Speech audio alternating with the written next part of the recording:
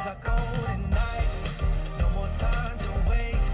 Gotta turn up right, party till the day.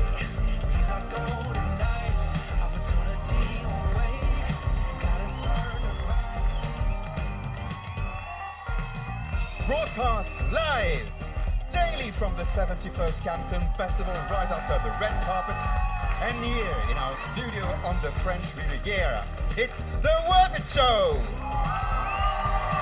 And now from the Hotel Martinez Beach is your host, Jeannie Godula.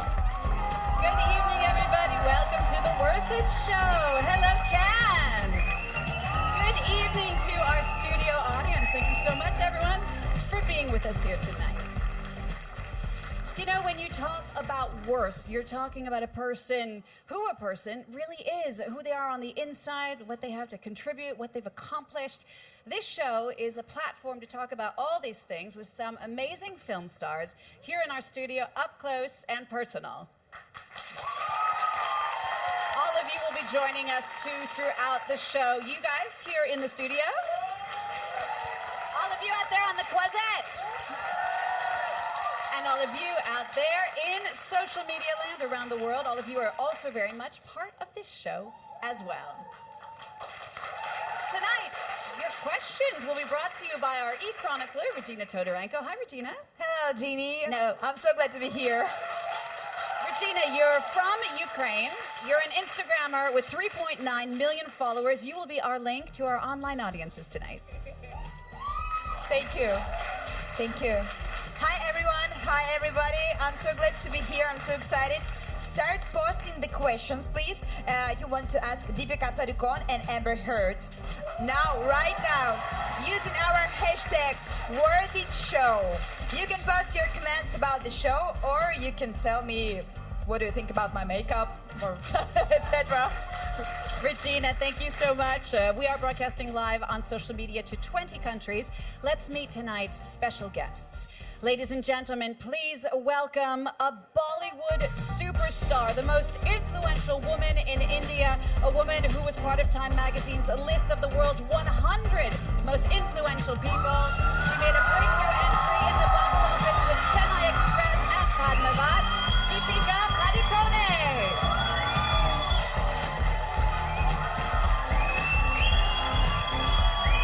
Hello, Deepika. Bonsoir. Lovely to meet you. Also with us tonight, the star of The Danish Girl and Magic Mike XXL. She played Mira in Justice League, a role she'll take on again in the upcoming blockbuster Aquaman, Amber Heard.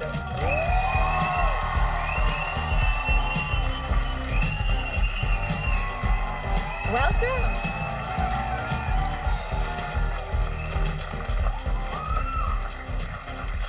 Deepika, Amber, welcome. So great to have both of you on the show. We'll be talking a lot with you throughout the next 35 minutes or so. Let's just take a quick look at what else is coming up in today's show.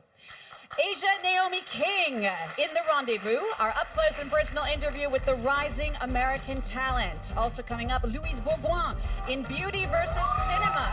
The French actress gives us her rapid-fire answers to questions, bringing those two worlds together. And Francisco Lechowski in Men of Worth. We'll finally get a chance to ask men the questions women usually get asked. And by the end of tonight's show, Deepika and Amber will step up to our challenge. We will tell you a bit more about that a bit later in the show, so stay tuned for that. For now, let's focus on Cannes. We're here at the Cannes Film Festival. Deepika, do you remember the very first time you went up those famous red steps of Cannes? You were dressed in a traditional Indian sari. Think about that time. And was it important to you to dress traditionally for that first step up the Cannes red steps? Yes, I think it was. I think it was one of the first few times that I represented the country internationally, and I think it was important for me to stay connected, to stay rooted, and to represent where I come from. It's also my most favorite garment. I love wearing saris. I think it's so beautiful, it's sensual, it's elegant, and a representation of the country that I come from. And you know, I always enjoy wearing a sari. Thank you.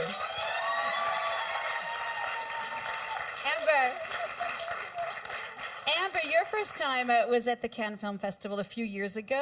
If you had to describe Cannes to someone who had never been here before, how would you describe it?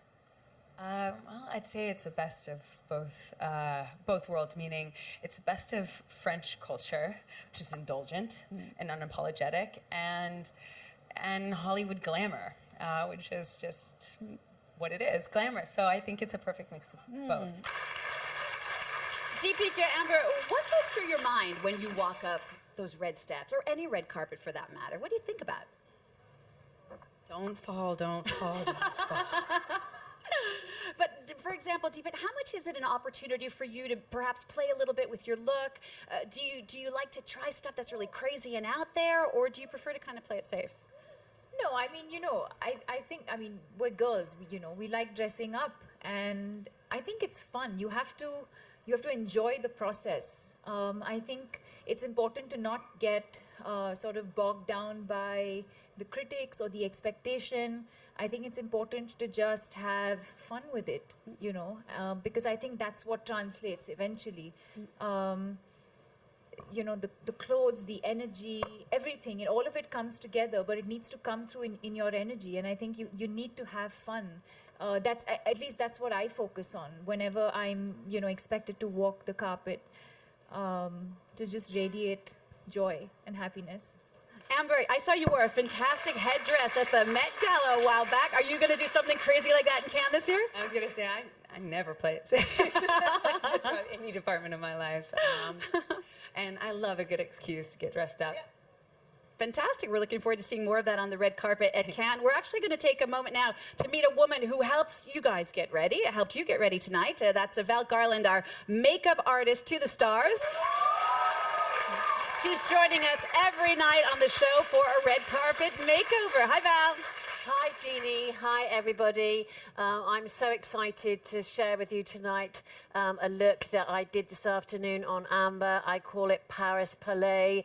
I'm going to be doing it on the beautiful Miriam. And what I want to show you is how you can see a fabulous red carpet moment and how you can take it home and you can do it yourself. So watch this space. All right, we certainly will. Val, thank you so much again for sharing your expertise with us here every night on the show. Amber, let's focus a bit more on your career now. Let's talk about your new project. You're starring alongside Charlie Plummer in the indie drama Gully. If this is describing it correctly, you can tell me it's sort of a dystopian version of life in LA, been compared a bit to Clockwork Orange. What was it about this project that made you say that's the one I want to do? Well, as you mentioned, it's kind of a psychedelic dystopian film. It's gritty. It's an indie film. It's we all got our hands dirty, and after doing things like superhero movies, you really. The real gift you're awarded is you get a space of time in which you can really just push your limits, challenge yourself with new characters. And with Gully, I got to work with a visionary filmmaker in his feature debut, Nabil El-Durkin, and I am so proud of him. I believe in him so much, and he just is an artist and a visionary, and I got to play a real character. And I've been doing these I'm in Her Smell, which I'm filming right now in New York. They're just gritty films where you get to really push a character, and I play a smaller supporting role in them. So I'm in and out, and I get to do what I really love. Nice. And it's a lot of fun. Yeah, and such a great contrast to your role as Mera, of course, Mera in Justice League, also in the upcoming Aquaman. What was it about playing that kind of superhero that spoke to you? Well, I'll be fair. They told me, you get a crown and a sword. You said, yes. You got me.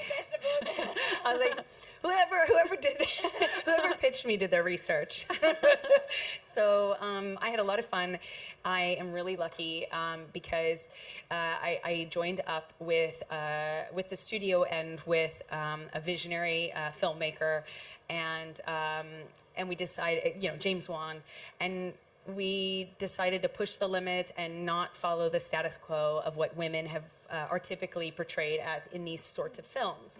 Yeah. They were kind of the first in responding to the groundswell of support and energy from women, who make up well over half the ticket purchasing power, who are finally saying enough is enough of these two-dimensional female roles where we don't get to be strong-willed or impassioned or driven or, our own individual persons. We just actually want to see accurate representations of the nuance of the female experience. And in this case, I got to play a powerful woman who's her own superhero. She's no damsel in distress. Hooray. And I was like, sword and a crown. Okay.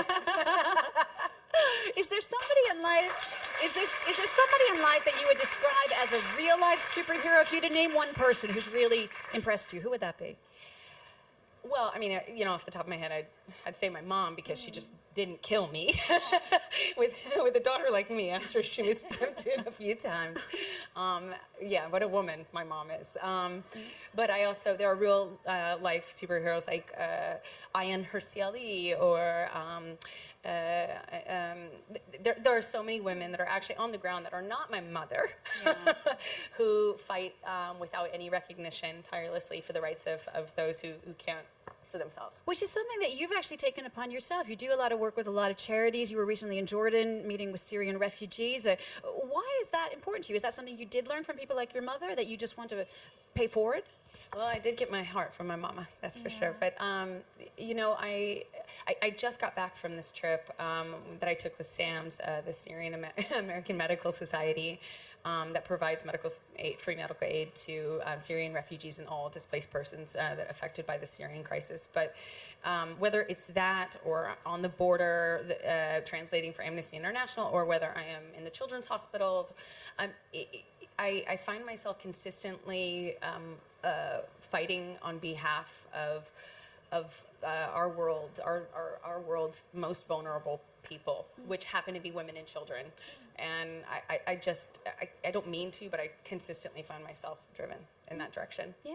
And Deepika, that's something that's also been very important to you, your work to help other people in distress as well. Yes, I mean, I consider us extremely fortunate to be in a business where, through the work that we do, positively impact and influence people's lives. And it's such a, powerful place to be, to be able to have that impact on people's lives. And I feel like, why waste that opportunity? And again, I feel extremely blessed that I have the ability to do that even outside of the films, outside of movies. And I think, like she pointed out, I feel like there are people fighting their own battles every single day, most of which we don't even read or hear about. And I think these are the everyday people who inspire me. Yeah. I think in the same way that in some small way, I guess we inspire them through the work that we do. So it's sort of a give and take, between human interaction and what we give and what we take. And I think right now, we're just going through a phase where we're all sort of leaning on each other, but also supporting and helping each other.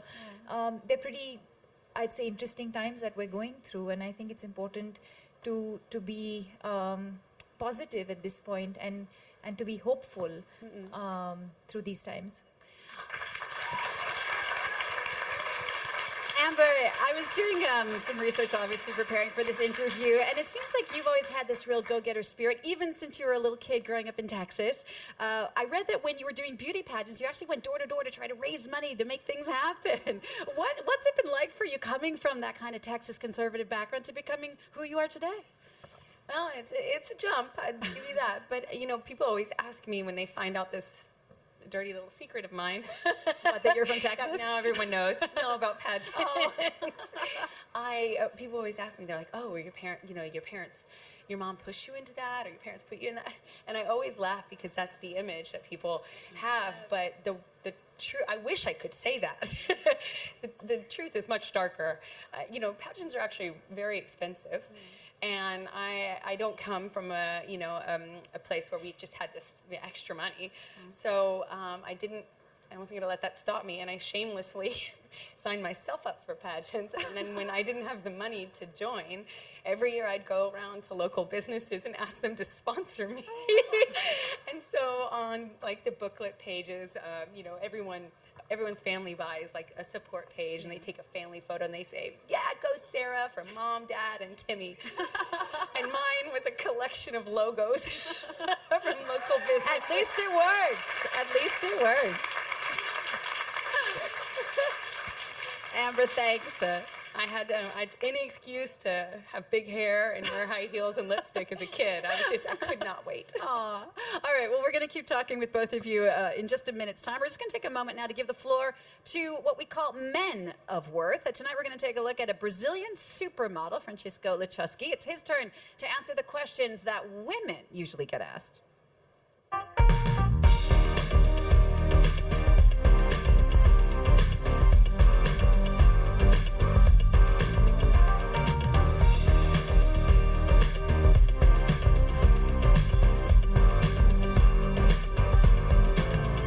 Weird. Pretty weird.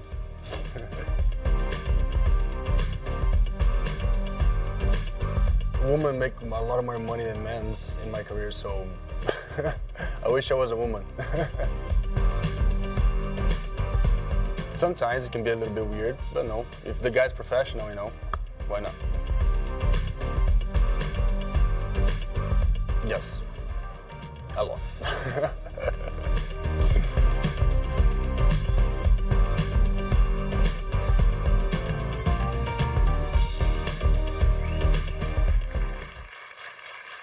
Very cute. Regina, how are we doing? Do you have any questions via our social networks? So, we have a lot of questions, million posts and comments about girls, about me also, and on the page, L'Oreal Paris social media pages. And here is one question for Amber. Da, da, da.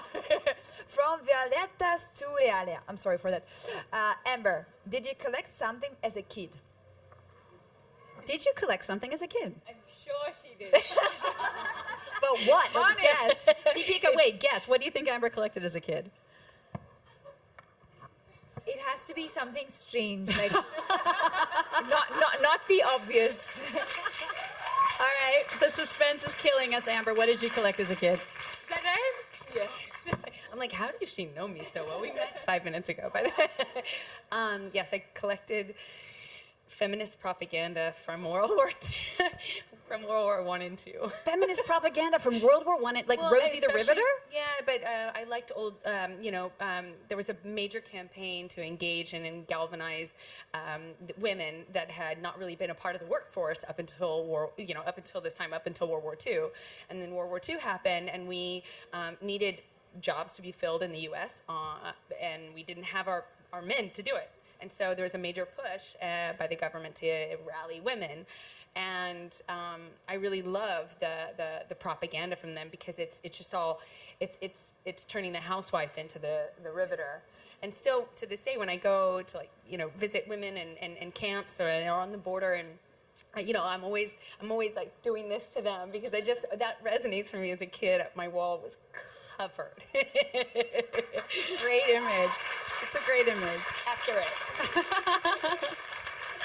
Okay, it's now time for another special segment in the show. We call it The Rendezvous. This evening, it's with Asia Naomi King. She's the star of How to Get Away with Murder and The Birth of a Nation. Asia's a voice to be reckoned with among young Hollywood actresses. Take a look. These are golden nights. I think women today sometimes have the wrong definition of strong. A lot of the time when we think about strength in a woman, we think of someone who's impenetrable. And that's not true. True strength means you are able to be vulnerable. You don't have to be someone's idea of strength. And sometimes strength is saying, I need help. And I understand that I have this fear, and I'm going to acknowledge this fear and still move forward with the thing that I want to do. Self-criticisms and doubts, they give me energy, they really do. And being able to look at yourself and look at others and say, okay, I don't have to be perfect, I just have to try. That is what makes you strong. It is an everyday struggle. I'm still standing in the room like, I don't deserve to be here, I don't deserve to be here. At any moment, anyone's gonna find out. And then there's like this immediate awakening that is like, no, You do deserve to be here. Live in that present moment. And yes, it is scary. I know you don't want to mess up, but just be here. And if you mess up, it'll be okay. We can be larger than what we are, or larger than what other people think we are. Asia Naomi King, our guest tomorrow on The Rendezvous will be the French actress Leila Bekti. Deepika, we just heard Asia there talking about that importance of being a role model. Do you feel that responsibility to young Indian girls, perhaps not just India, but to young girls around the world? Well, I think it comes with the territory, but at the same time, I think, while it is, while I understand that, there is a certain responsibility on our shoulders, I also feel like it's also important to be true to who you are. Because that's how you get to that place of responsibility in the first place. So yes, I think it's important to be aware of what you represent, what you stand for, but not lose yourself in that process, because then it becomes inauthentic. Let's focus a bit more on your own career. You are a huge star in India, a huge star around the world. You have given Bollywood some of its biggest hits, like Om Shanti Om, Piku, Bajo Mastani. What does it represent for you to be here as this huge face of Indian cinema in Cannes? Wow. It feels amazing, and I'll share this small anecdote with you. I was here in 2002 when I was 16, and it was not festival time. I was in Europe because I was driving around Europe for like 15 days with family and friends.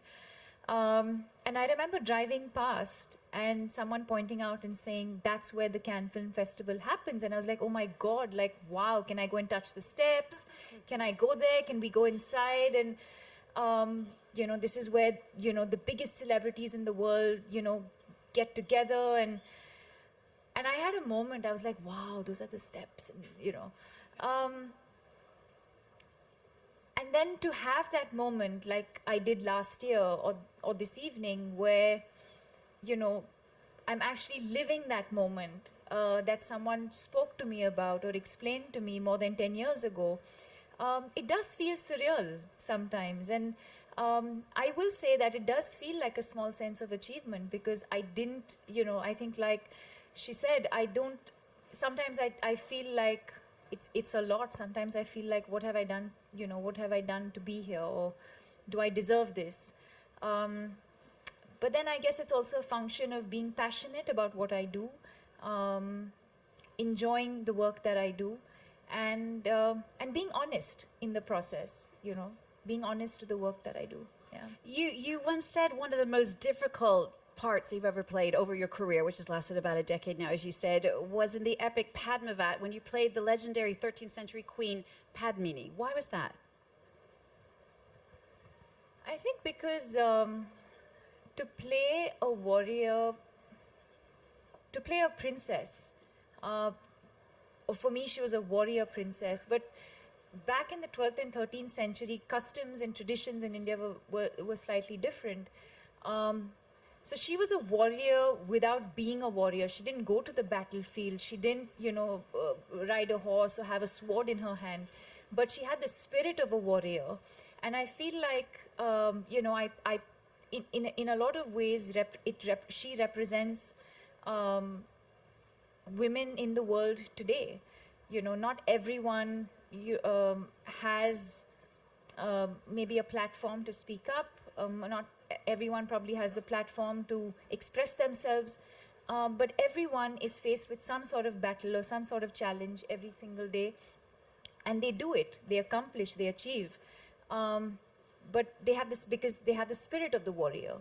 And I think that's what I found the most difficult, to convey a warrior without actually looking like a warrior or looking like I was going to the battlefield. And you're right, that really is what a lot of very average women face every day, being a warrior without looking like a warrior. Yeah. Do you feel like, in a way, through your roles, you're helping to redefine the role of women in South Asia today, particularly given the current context the entertainment industry is in at the moment? And the world? Yes, I'd like to believe so. especially in India, I feel like in the last couple of years, the kind of roles that are being written for women are very, very strong, strong paths, strong characters, characters that can bring about change in society. So I think it's a very interesting time for Indian cinema. You also have made a Hollywood movie. You were in Triple X with Vin Diesel, Return of Xander Cage. What went through your mind the very first day you were on that Hollywood set? It's the same. Really? Yeah, it's Didn't really feel like different? Like I've made some leap? You look badass. You look badass, Amber said. Now that's in a sense a warrior, right? Because you have a gun in your hand, you're going to look badass, but not with the other character that I played. But it was fun, it was fun. It was exciting. It was creatively very, very exciting for me to know that this film was going to reach a much larger audience. And again, in a lot of ways, I felt like Serena Anga, the character that I played in Triple X, was not the conventional, stereotypical, like she said, badass, two-dimensional character. There was soul and there was depth and there was intent, and so obviously it was the part, it was all of that, but also the creative experience of moving out of my comfort zone, working with people I'd never met before. And working in a completely new environment, and also working in a different language. English is my first language, but Hindi is our national language, which is, I make my movies in Hindi. But to perform in English was a different experience for me. So I looked at it as a challenge, but also very, very fun and exciting. Now, in addition to your huge career as a movie star, you're also a social media celebrity, the biggest Bollywood star on Instagram. The numbers are incredible. The most followed in India with over 23 million followers, the most followed woman on Twitter in Asia with 23.9 million followers, and 34 million fans on Facebook. You're like a small country. I don't know how you do it. How important is it for you to interact with your fans, give them a glimpse into your own family life, because you do put your parents out there? It's very important for me. I wouldn't be where I am if it wasn't for my fans, if it wasn't for their love and their support and their encouragement, and the fact that they ride the wave with me. In my ups, they're with me, but they're also with me through my lows. And I think that, again, is another source of strength for me, to be able to go out there and do what I do every single day. But I think as far as my social media language is concerned, we were talking about being authentic earlier, and I think my fans understand that there is a part of me that is extremely private. And, they wouldn't expect me to post every single day or post every single thing that happens in my life. So I think we've reached that understanding, and they kind of understand who I am. So it kind of, I don't feel the pressure at all, in fact. Again, I think it goes back to being authentic to who you are and your personality. Just very briefly, I learned an amazing fun fact about you, Amber. I don't know if you knew this, but Deepika was a world famous, or a very top level badminton champion. Her dad was the world #1 badminton champion. What did that sporting background and your own father teach you that helps you today as a person? A lot.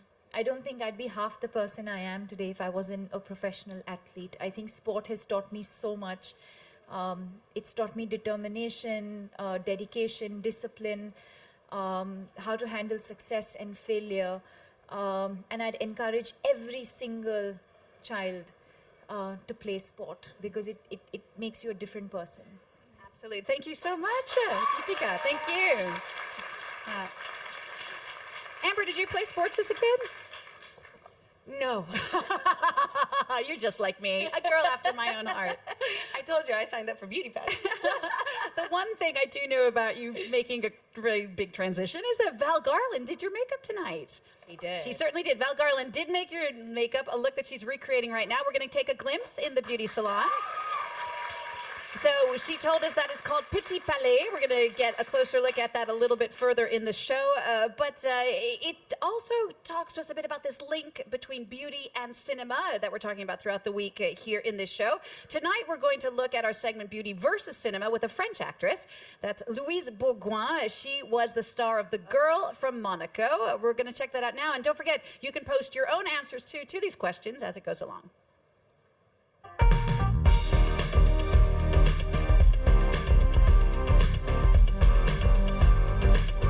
La première fois que je me suis maquillée devant mon fils. La scène de retrouvailles dans Manchester by the Sea entre Casey Affleck et Michelle Williams. Quand on avait 10 ans, on s'amusait à se maquiller avec ma meilleure amie et un jour, elle s'est enfoncée un bâton de mascara dans l'œil. C'est une scène du chien andalou de Buñuel avec une lame de rasoir qui transperce un œil. Mon premier cheveu blanc. Karim Leclou, un grand acteur avec qui je tourne en ce moment dans une série et qui est à Cannes pour 2 films, dont un avec Isabelle Adjani. Alors oui, je collectionne les vernis à ongles notamment et j'ai toutes les couleurs. J'ai trouvé un petit site internet qui vend des répliques des robes de Marilyn Monroe et donc ça m'amuse quand je regarde un film de Marilyn de porter la robe qui va avec le film.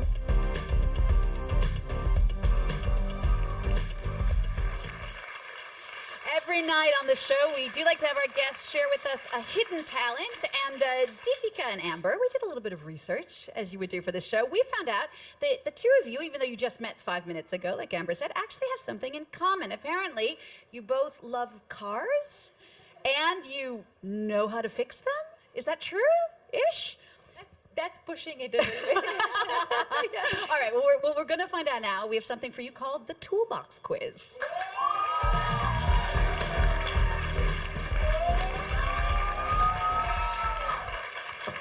The lovely Lisa is bringing you each a beautiful toolbox. Inside this toolbox, as you would imagine, are a series of tools. I'm going to give you the name of a tool. It's such a great word, tool, isn't it? And the first one of you who can find it within 5 seconds... Wait, first of all, open it. Let's figure out how to... You okay? There you go. Yeah, open, Amber. It's the strangest makeup box I've There you go. All right, ready? So I'm going to say the name of a tool. You will have 5 seconds to try and find it. Just guess. Okay, ready? 1, 2, 3. Monkey wrench. No. Amber, no. Yeah, yes, that one. Woo! And a fun fact I learned today, you know, monkey wrench isn't because it has anything to do with the no. Oh, yeah, the one with the little, no, yeah, she's got it. Yeah, there you go, monkey wrench. The one that's kind of close enough. It's the one with the little screwy thing. The monkey wrench is named after, oh, I don't know. Sure, let's say it was that one, monkey wrench. Okay. The monkey wrench was actually named after a man named Charles Monkey. Nothing to do with the real monkey. Okay, number 2, here we go. Find me a vice grip. Vice grip, no. Vice grip. No. Yes, Amber, whee! Well done. Any idea what that's used for? Microphone. Any idea what that's used for? Yes, you can use this for just about anything. Use this for grabbing on to nuts and bolts and anything. Well This is done. a all-around tool. All righty. Number 3, the lug wrench. Lug wrench. Yes, Amber! Well done. I was going to say, I've never been so happy to find a lug wrench. I was like, Deepika, do you know what you use a lug wrench for? Undo like the big bolts and like to loosen them, tighten them for the wheels, right? Yeah. I'm so impressed. That's exactly it. All right, the very last one. What is, or find me a spark plug. Spark plug. Yeah. Oh, easy. Well done. Deepika, tell me, what's your passion for cars? Why are you so passionate about cars? Do you have a lot of cars? I don't actually. No. Well, I mean, I grew up in a city called. By the way, I was born in Copenhagen. Oh, you were? Yes. So I grew up in a city called Bangalore, which is down south in India. And then when I started working in movies, I moved to Mumbai. And when I moved to Mumbai for many years, I would just like use public transport. And I told myself that the day I make enough money, the first thing I would do was to buy myself a car to get, from place to place easily with my luggage and stuff like that. But then, that's it. So I think I have very fond memories of that first car of mine. And I think also being a young independent woman, when you run a home, you own a car, it comes with a certain sense of responsibility. So not just owning it, but also knowing how to maintain it. So it's fun, I wouldn't say I know everything about cars the way I think most other people do, but it's fun. Amber, do you remember your very first car? Yes, my first car, I'm from Texas, as you know. So my first car was an old Chevy, a beat-up old Chevy pickup truck. But there was, my dad taught me enough about cars to where if I ever, broke down on the side of the road, I would not need to be rescued or I wouldn't need to be stranded. So he taught me enough to just be able to get myself up and running. That is my baby right there. My neighbors, when I was growing up, had a red 67 Mustang. That is 68, obviously. But I loved this car, and I just went, in my brain, in my dream world, I had this red Mustang. And as soon as I went to LA, I was using public transport as well, and carting myself around on the bus, changing in the back of the bus for auditions, from audition to audition. And I told myself I saved up every dime at the time and used all of my money to buy myself an old beat up muscle car, and I had to kind of restore it bit by bit. Every time I would get a paycheck, I'd go, how much am I going to want to eat this month, or am I going to fix the fan belt? And, now 16 years later, she's still my baby. She looks a little different now, but she's still my baby. That's great.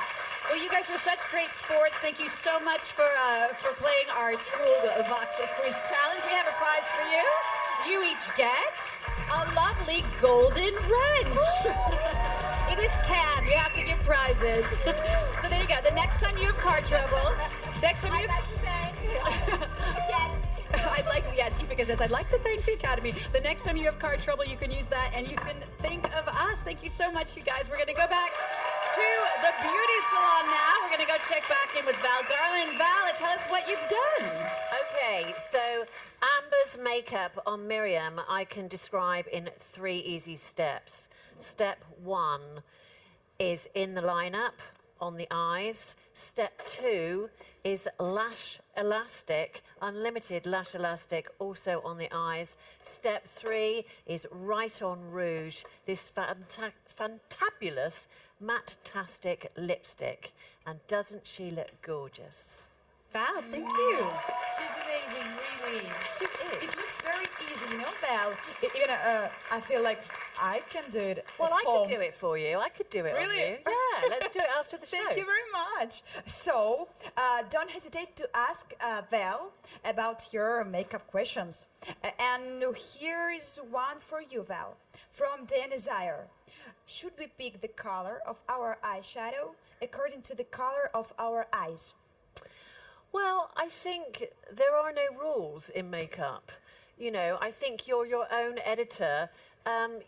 It's up to you to be the woman that you want to be today. I mean, makeup is a tool that you use to empower yourself. So, have fun, play with it. Be a mixologist, why not? If it doesn't work out, you can always wash it off. Val, thank you so much for that. All right, Miriam, Val, could you please now come join us on the set? Miriam, come sit next to Amber. We're going to see how those looks look. Recreating Amber Heard's red carpet look tonight at the film festival here in Cannes. Thank you, Miriam. And a huge thanks to all of you L'Orealistas for your many questions this evening. Keep posting your comments with the hashtag #WorthItShow. Remember, #WorthItShow. And your questions for our guests and for Val Garland To put it simply, express yourselves. Regina, thank you so much. Thank you so much for coming in. We'll be staying on top of what you're up to on social media. Val, Garland, thank you again so much for all of your advice, your inspiration. Thank you as well to you, Miriam, for coming in for your red carpet flick. Amber Heard, wonderful to have you on the show. Deepika as well, thank you so much for coming in to be with us. That wraps it up for this show. You can watch the whole show anytime on YouTube. We will see you tomorrow. Same time, same place for another Worth It show. Bye.